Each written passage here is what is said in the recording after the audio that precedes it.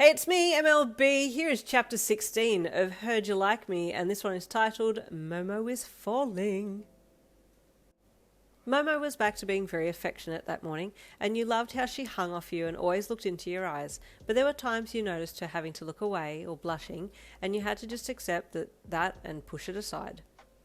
I don't know what any of this means, but I like that she's back to being super clingy, you thought, as you sat down next to her at the table and she started eating and chatting with those around her.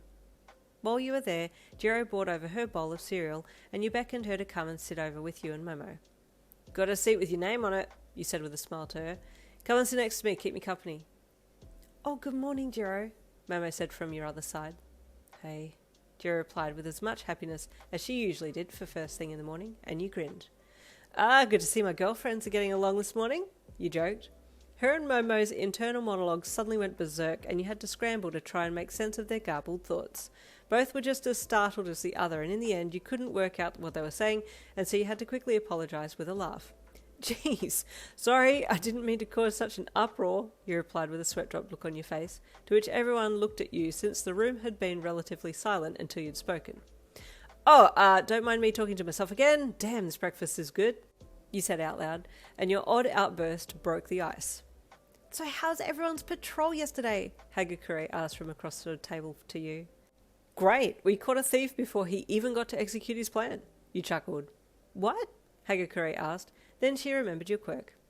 Oh yes, well, yes, you would have been able to do that with your quirk. Well done. We just did normal patrols, she added. Normal patrols are still good though, you replied. Need balance. I agree, Hagakure replied. The conversation then continued on and the others joined in, but you noticed Momo and Jirou's thoughts were both seeming to be unusually subdued, and you wondered if that was because that they were trying to avoid thinking anything that they didn't want you to hear. It was possible. Well, I must have triggered them with what I said. You thought, I didn't mean to say anything heavy, it was just a light-hearted gesture. After breakfast, you all headed over to the school to get your uniforms on for the day's patrol, and you and Jirou had to keep your heads down as you changed, both giving each other a side look before changing. Life is hard sometimes, you whispered to her, referring to finding it hard to not look at Momo changing. Yeah, especially when you're a lesbian and no one knows, she replied. That comment warranted a fist bump, so you gave it to her. That day was somewhat uneventful. There was an intersection that had a traffic light down, so for a little while you and the girls had to step in and direct traffic, which was something different. Alpha Blue Bottle, you said into the radio. Do you read me? Over. Is that my call sign? Mina replied. Affirmative. Over, you replied. That is such a weird name, she laughed.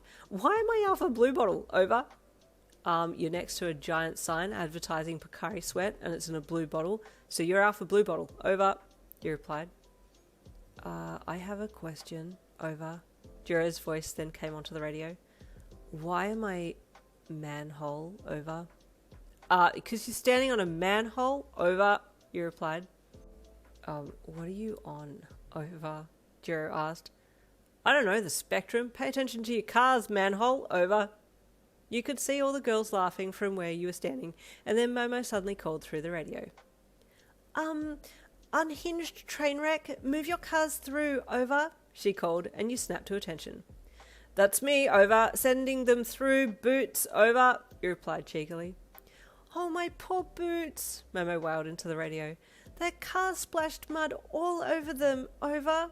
You pressed the receiver to reply to her comment, but then paused. Your brain had immediately gone with the line, don't worry, I'll lick them clean later, baby. But then the poor appropriate reply guard in your brain had to scramble real quick to crash tackle that line before it escaped out your mouth. Yeah, probably shouldn't say that out loud, you thought with a quick sweat drop look on your face. You got this, pretty baby, just keep sending cars through, over, you said as you raised your hand to let the cars waiting on your side of the road to push them through. Received, over, she replied, and you went back to work again. It makes me so happy. Is that wrong? You heard Momo think, and you looked at her while cars moved slowly past you, and she directed them to wherever they wished to go. What makes her happy? You wondered. Was it me? Oh, I'm not so sure now. Maybe it was something else. But I want to be the one to make her happy. You sulked a little, watching her wave happily to a child in a passing car. The rest of the traffic assist went well, and you and the girls kept it up, until the workers arrived to fix the lights, and then once the lights were working again, you were all let off for the afternoon to do another quick patrol and then finish for the day. Tomorrow, your hero guide said, we will be assisting in the bringing in of new jewellery to the local jewellery shop at the end of town. Yin, make sure your quirk is buzzing because this is a potential opportunity for thieves, so we need to be one step ahead. Yeah, gotcha, you said with a salute. I'll only get 2 hours of sleep. At that point, you heard both Jirou and Momo's internal voices start yelling, and you burst out laughing. I'll be fine, don't worry, you said, placating them both, reaching your arms out to the side to scoop around them and pull them into your sides. You're both so cute. You just worry about yourselves. Both girls went immediately silent in their minds, and Mina watched on curiously. Yin, you've got them both blushing, she said in her mind, and you looked at her and then winked, not wanting to reply out loud lest Momo or Jirou find out what had been said just now. After being excused for the day, you all headed back to the school and got changed, then headed to your rooms for the afternoon. Well, looks like I'll be staying up again, you said with a sigh to Momo. Yin, you really don't have to, she said with a worried look on her face as she folded her clothes and placed them neatly down on the desk table beside her bed. Yeah, but I want to do well. The hero's counting on me. And hell, I feel responsible for all of you too. I couldn't forgive myself if someone got in and hurt you guys and I wasn't able to hear them coming. Oh, Yin, you don't need to feel responsible for us. We're all heroes in training. We can look after ourselves, Momo said as she sat down on the bed beside you and reached out to place a hand on yours. Listen, I'm mostly concerned about protecting you, you said as you gave her a soft look. Momo blushed and looked away, but kept her hand on yours, her inner thoughts being picked up by you as she sat there silently. Me too, she thought. Oh, well, I'm glad it's mutual, you said with another smile at her. Anyway, I'm going to go down to the corner store and get enough caffeine to kill a cow. Do you want anything? Oh, no, thank you, I'm fine. I'll make dinner for us while you're out. When you come back, come to the kitchen. I'll be there, she said with a soft smile at you. Yeah, sure thing, baby, you said with a smirk as you sat up and opened your arms to her, and she twisted on the bed and hugged you back. It won't be long, you said, and then kissed her on the top of the head and let her go. Momo watched you get your things together, and then you said your goodbyes and left. She waited for the longest time to make sure that you were well and truly out of range before letting her inner thoughts show. Then she fell apart on the inside. Oh, when she holds me and kisses my head, I just feel so complete. Why do I feel this way? Is it wrong to feel this way towards my best friend? It is, isn't it? She fretted internally, her face showing her concern as she got up to head out of the room and down to the kitchen.